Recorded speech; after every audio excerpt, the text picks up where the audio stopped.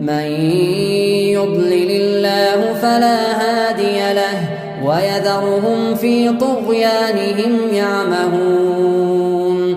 هر کس را که الله گمراه کند هیچ راهنمایی برایش نیست و آنان را وا می‌گذارد تا همچنان در سرکشی خویش سرگردان بمانند. سوره اعراف آیت 186. اما برعکس این ده ها نفر هر روز در اروپا را به اسلام می آورند. مثال این: اشهد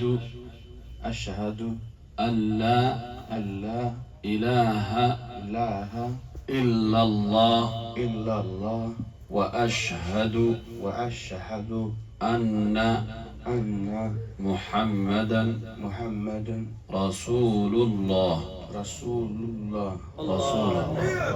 تكبير، الله أكبر، الله أكبر. وأشهد أن عيسى عبد الله ورسوله. این گونه الله تعالی هر کس را که بخواهد به راه راست هدایت می نماید. این برادر ما امروز در شویتس اسلام آورد و سببش را چنین بیان کرد: من خواب دیدم که در مکه هستم و بعدا در خوابم به مسجد آمدم و نماز گذاشتم و دوباره این خواب را دیدم.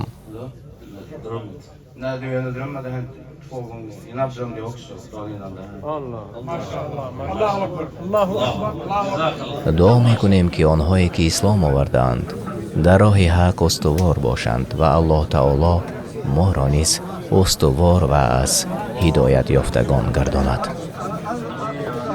ومن يهد الله فهو المهتد ومن يضلل فلن تجد لهم أولياء من دونه ونحشرهم يوم القيامة على وجوههم عميا وبكما وصما مأواهم جهنم كلما خبت زدناهم سعيرا. و هر کی را الله هدایت کند هدایت یافته است و هر کسی را گمراه سازد جز الله برحق برای آنها سرپرست نیابی.